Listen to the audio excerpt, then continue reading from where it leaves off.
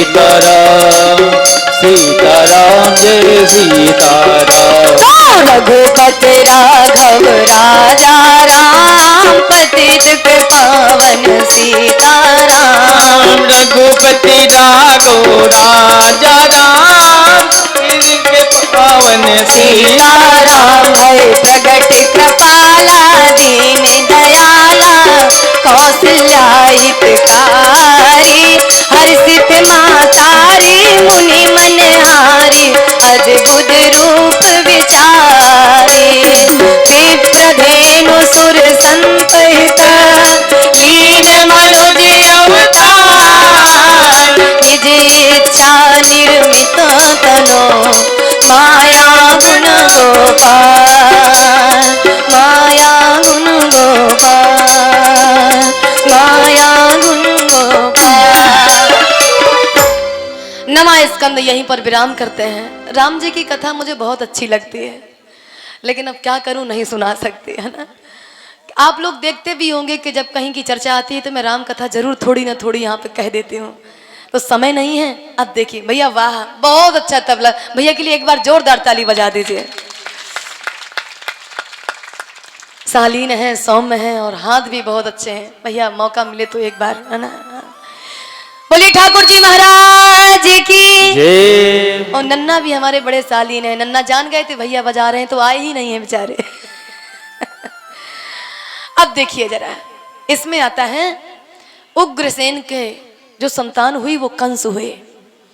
अब उग्रसेन बहुत अच्छे राजा थे, ठीक है। मैं कथा ज्यादा विस्तृत नहीं लूंगी और केवल कन्हैया का जन्म करवा देते हैं, नचवा देते हैं और कल विस्तृत कथा होगी, ठीक है। पहुंचा देते हैं उनको केवल।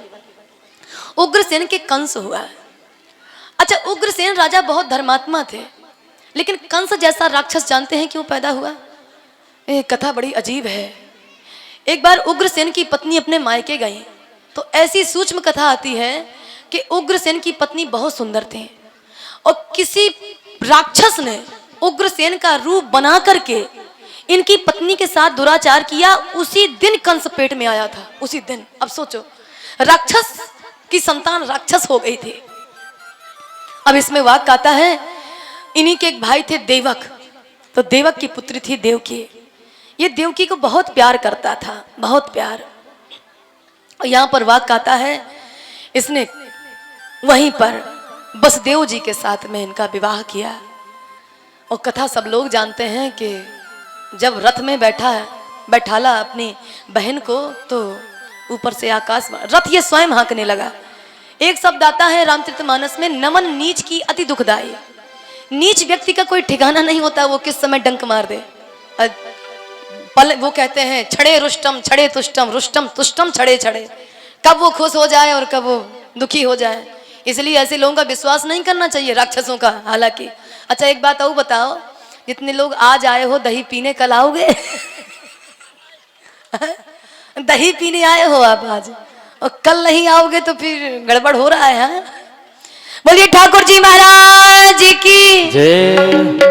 ऊपर से आकाशवाणी हो गई, जिस बहन के प्रेम में तू इतना खुश है ना, 8वीं संतान तेरा वध करेगी। अब तो मने देवकी को नीचे उतारा, बाल पकड़े और बाल पकड़ के इत्युक्ता साखल पापा भोजनाम कुल पांसना भगनी हंतु मारब्ध खड़ग पाणी कचे ग्रहित। कच मने बाल पकड़े और नीचे गिरा दिया।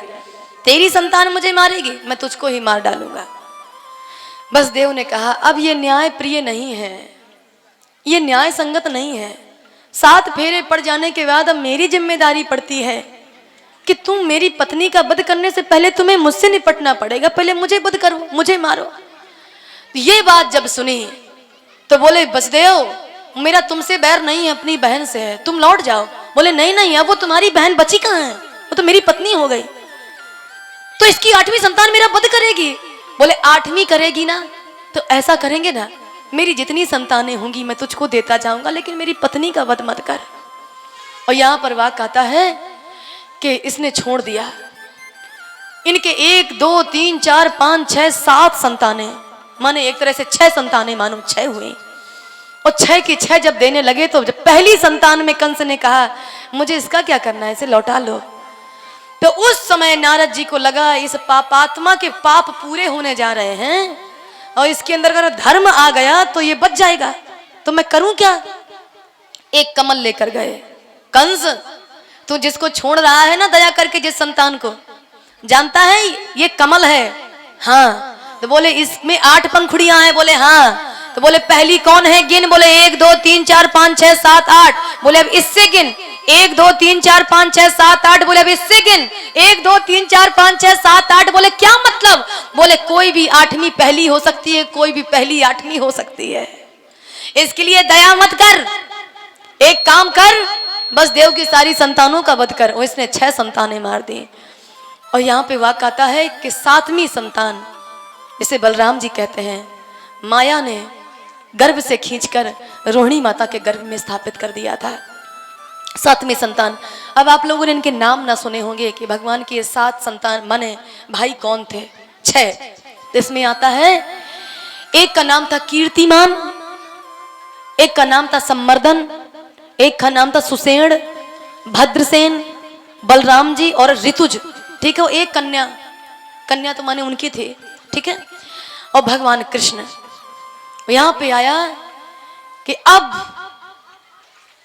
इनको लगा कि आखिरकार 6 को तो मैंने मार दिया और 7वीं के बारे में पता चला कि खंडित हो गई, अब 8वीं का क्या करूं? 8वीं का तो 8वीं वाले में अब भगवान को आना था, तो इसने पाप करना चालू किया है। इतना भयंकर पाप किया है। एक ने कहा यदि उसका वध करना है तुमको तो फिर पाप करो। बोले कैसा पाप? मूलम ही, अगर किसी पेड़ को काटना हो, पेड़ की जड़ को, तो क्या पेड़ काटा जाता है? मंत्रियों ने सलाह दी। अच्छा तो किसे काटा जाता है? बोले जड़ को। तो बोले भगवान को पोषित करने वाली जड़ कौन है? बोले विप्र, धेनु, सुर, संत, इनके साथ में अन्याय करो उसको आना ही पड़ेगा। क्या करें? बोले जहां जहां विप्र धेनु तुझ पावो, जहां जहां विप्र धेनु तुझ,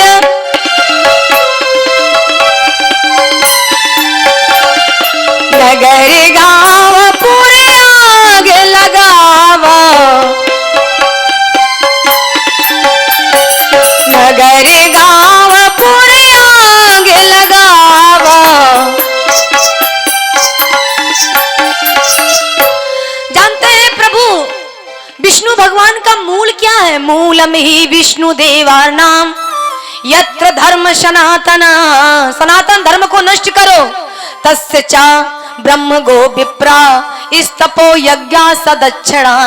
सबसे पहले गो विप्रा स्तपो, तप को नष्ट करो जहां जहां, और यज्ञ, जहां यज्ञ हो रही है उसको नष्ट करो, और बोले सदक्षिणा, जैसे यज्ञ में जहां पर ये हो रहा है। और उसके बाद तस्मान सर्वात्मना राजन ब्रह्मांड ब्रह्मवादिना तपस्विनो यज्ञशीलान गाश्य हन्मो हवीर दुर्गा। जहां गाय हो दुग्ध देने वाली उनका भी वध करो। भैया सुना सुना लगा है आज, आप नहीं रहे हैं ना, उनका वध करो आप। अब एक वाक्य बहुत प्यारा आता है, गाय, ब्राह्मण, संत, धरती माता, अगर इनका कोई अन्याय करता है तो क्या होता है? क्या होता है? आयु श्रियम यशो धर्म, सबसे पहले आयु छीड़ होती है। ठीक है। आयु श्रियम माने लक्ष्मी उसके घर से चली जाएगी। श्रियम माने लक्ष्मी। देखना जरा, किसी को कष्ट पहुंचाने से पहले इन चीजों का ध्यान कर लो। आयु श्रियम, यशो उसका यश चला जाएगा, धर्मा लोकानासी सेवचा उसका लोक नाश हो जाएगा, और हंतिर श्रेयंसी सर्वाणी पुंसा महदति क्रमा उसका कुछ भी बचने वाला नहीं है। लेकिन इसने चारों तरफ आतंक फैला दिया है।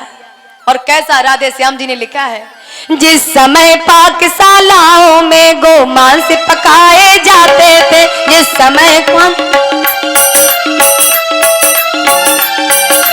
समय पूज्य विद्वानों के मस्त मस्तक ठुकराए जाते थे।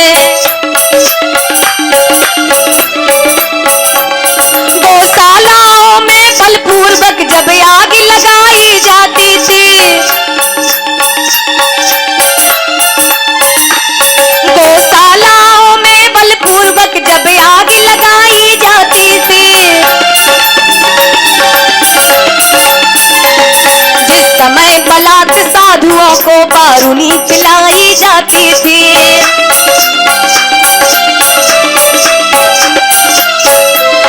परदाराओं को बलपूर्वक जब निश्चर हर ले जाते थे, परदाराओं को बलपूर्वक निश्चर हर ले जाते थे, जिस समय पूज्य विद्वानों के मस्तक ठुकराए जाते थे, जिस समय पूज्य विद्वानों के मस्तक ठुकराए जाते थे।